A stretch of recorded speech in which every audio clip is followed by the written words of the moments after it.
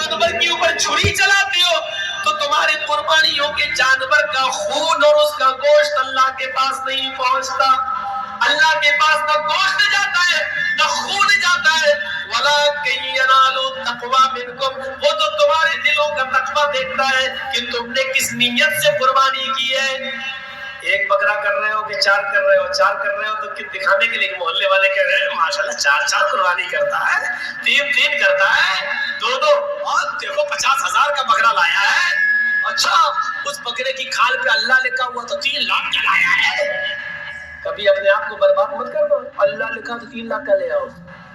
یہ کوئی چیز ہے نہیں، اس کی کوئی حیثیت نہیں ہے. یہ تو اللہ کی قدرت ہے. کسی کھال پر اگر لکھاوٹ میں اللہ آ جائے تو اس کا یہ مطلب نہیں ہے کہ اس کی قیمت 3 لاکھ دے دو 4 لاکھ دے دو. کھال کہاں جائے گی؟ کھال تو وہی جانا ہے جہاں جائے گی. کھال لے کے آپ کیا کریں گے؟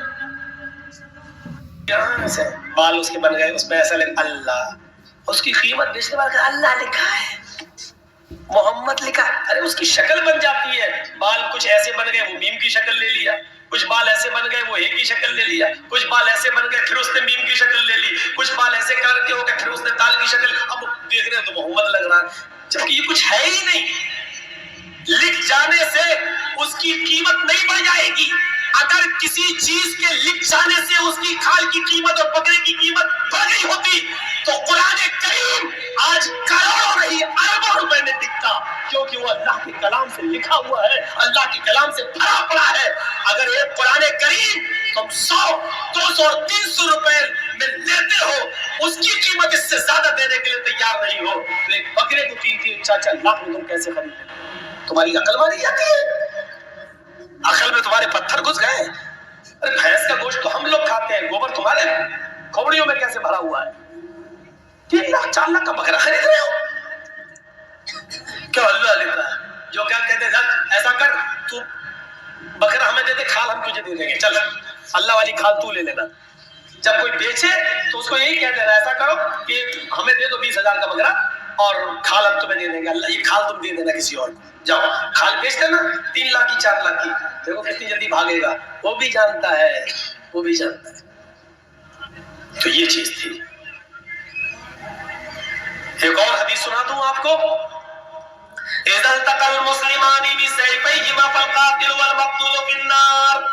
جب 2 مسلمان تلواریں لے کر باہر آ جائیں اور دونوں ایک دوسرے کو مارنا چاہیں، یہ بھی مارے یہ بھی مارے، یہ بھی تلوار چلائے یہ بھی تلوار چلائے.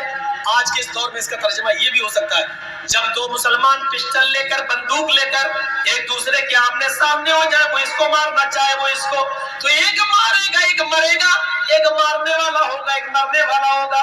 اللہ کے نبی فرماتے ہیں فالقاتل والمقتول فی النار. قاتل بھی جہنم میں جائے گا، مقتول بھی جہنمی، قتل کرنے والا بھی جہنم میں جائے گا، اور جس کو قتل کیا گیا وہ بھی جہنم میں جائے گا. پوچھا گیا اے اللہ کے نبی قتل ہونے والا جہنم میں کیوں جائے گا؟ وہ تو بیچارہ مارا گیا ہے، وہ تو قتل ہوا ہے، اس نے مارا تھوڑی ہے، وہ تو قتل کر دیا گیا ہے، وہ جہنم میں کیوں جائے گا؟ وہ تو مارا گیا ہے. اللہ کے نبی اس کا جواب کیا دیتے ہیں؟ جس کو قتل کیا گیا وہ بھی جہنم میں جائے گا، اور وہ اس لیے جائے گا انہو کان حریصا علی قتل صاحبی، کیونکہ اس کے دل میں بھی یہ نیت تھی کہ میں اپنے بھائی کو قتل کر دوں، میں اس کو مار دوں. اگرچہ مار نہیں پایا لیکن نیت تو تھی مارنے کی. نکلا تو تھا تلوار لے کے مارنے، نکلا تو تھا بندوق لے کے مارنے، لیکن موقع نہیں لگ سکا، مر گیا، مار نہیں پایا، لیکن نیت تھی مارنے کی، اس لیے وہ بھی جہنم میں جائے. تو بھی تعلیم دے دیا کرو. انہوں نے کہا ٹھیک ہے آپ کی بچی کو میں تعلیم دے دوں گا، کوئی دقت نہیں. 1 ہفتے کے بعد امام بخاری رحمۃ اللہ علیہ سے بادشاہ ملا. کہا امام صاحب کیا بات ہے، کسی مسجد میں ملاقات ہو گئی، کیا بات ہے آپ ہمارے گھر آئے نہیں؟ میں 10 دن سے یا ہفتے بھر سے انتظار کر رہا ہوں آپ کا کہ آپ ہمارے گھر آئیں گے، ہمارے بچے کو پڑھائیں گے. آپ سے 5 6 دن 10 دن پہلے ملاقات ہوئی تھی، آپ نے کہا تھا پڑھا دیں گے، آپ آئے نہیں میرے گھر. امام بخاری کا جواب بادشاہ کو کیا تھا؟ نہیں آپ کا بچہ ہمارے گھر آیا ہی نہیں ہے، آپ کا بچہ ہمارے گھر آتا تو ضرور میں پڑھاتا. تو بادشاہ نے کیا کہا؟ میرا بچہ آپ کی جھوپڑی میں آ کے پڑھے گا، آپ کو آنا پڑے گا میرے محل میں. امام بخاری رحمت اللہ علیہ فرماتے ہیں بادشاہ سلامت سے سوری یہ نہیں ہوگا مجھ سے، آپ کے بچے کو میرے گھر آنا پڑے گا، اور ہاں میری جھونپڑی میں آنا پڑے گا، اور اس سے بھی 2 قدم آگے بڑھ کر سن لیجئے بادشاہ سلامت صاحب، آپ کے بچے کو میری جھونپڑی میں آ کے اسی چٹائی پر بیٹھنا پڑے گا جس چٹائی پر ہمارے محلے کے اور غریبوں کے بچے بیٹھ کر پڑھتے ہیں۔ الگ سے آپ کے بیٹے کے لیے میرے پاس کرسی، صوفے اور محمل کا کوئی انتظام نہیں ہوگا، آپ کے بیٹے کو اسی چٹائی پر بیٹھ کے پڑھنا ہوگا۔ یہ جواب تھا اس زمانے کے علماء کا بادشاہوں کو، نہیں عادت تھی کسی کی سننے کی۔ قرآن و حدیث کا علم میرے پاس سنائے گا تو، وہ سنت کا علم میرے پاس، اور غلامی کروں گا میں تمہاری۔ جانتے ہو اس جرم کی سزا ان کو کیا ملی؟ بادشاہ نے ان کو شہر چھوڑنے کا حکم دے دیا، اور امام بخاری رحمت اللہ علیہ کو شہر ہی نہیں ملک چھوڑنا پڑا۔ وہ اپنے بیوی بچوں کو لے کر شہر، بستی، ملک سے نکل گئے، دوسری بستی میں چلے گئے، لیکن انہوں نے ہجرت کر جانا گوارا کر لیا، ملک چھوڑ دینا گوارا کر لیا، بادشاہ کی غلامی کرنا گوارا نہیں۔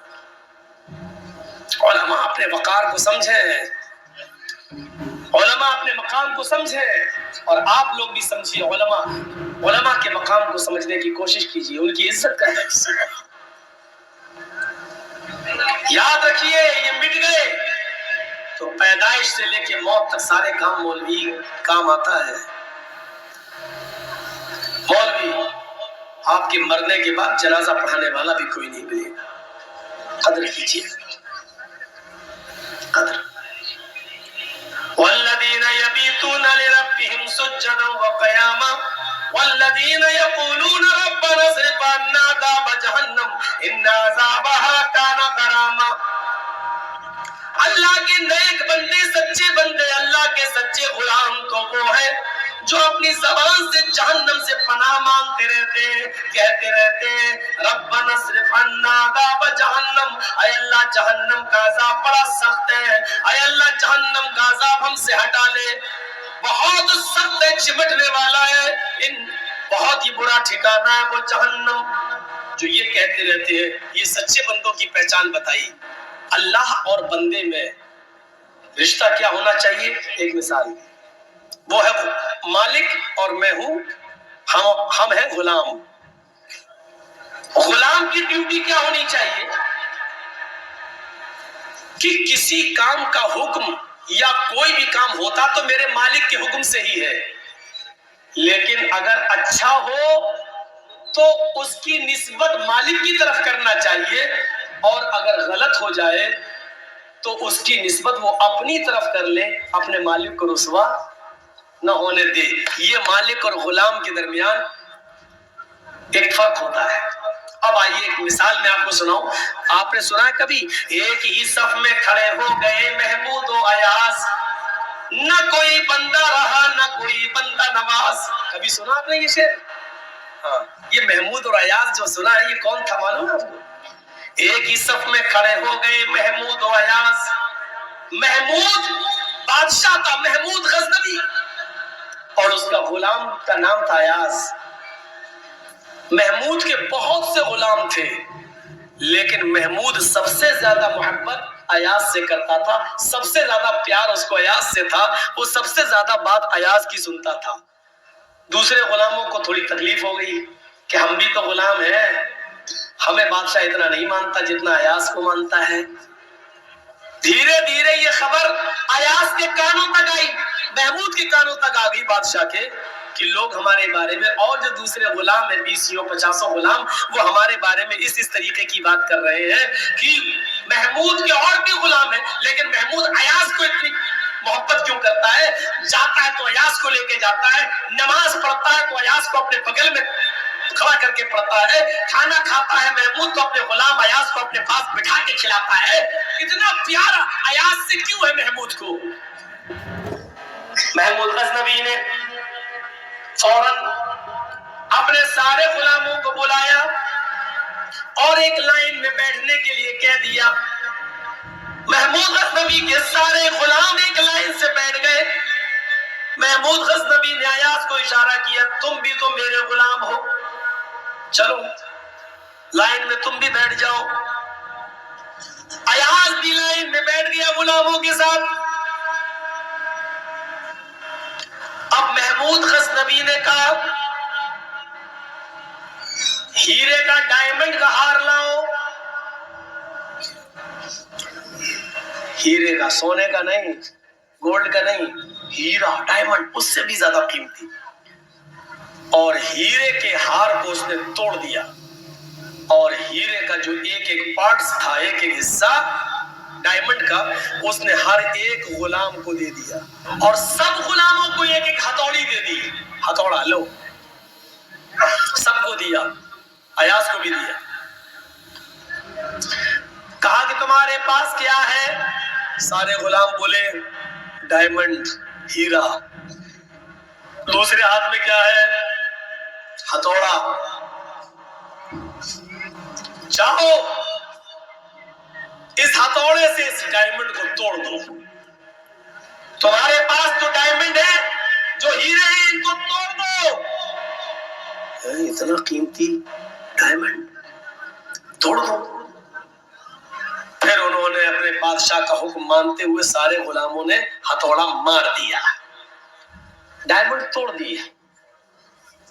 ایاز نے بھی توڑ دیا, سارے غلاموں نے توڑا, کوئی نہیں بچا, سب نے ہتھوڑے مار دیے اور ڈائمنڈ توڑ دیا. اب محمود نے ایک ایک کر کے سب سے پوچھا, تم نے ڈائمنڈ کیوں توڑا؟ یہ غلام کھڑا ہوتا ہے, حضرت میرے آقا میرے مالک, میں نے ڈائمنڈ کو اس لیے توڑ دیا کیونکہ میرے آقا کا حکم تھا.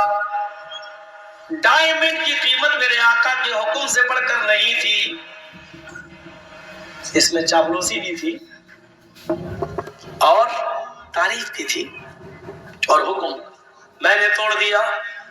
اچھا تم نے کیوں توڑا؟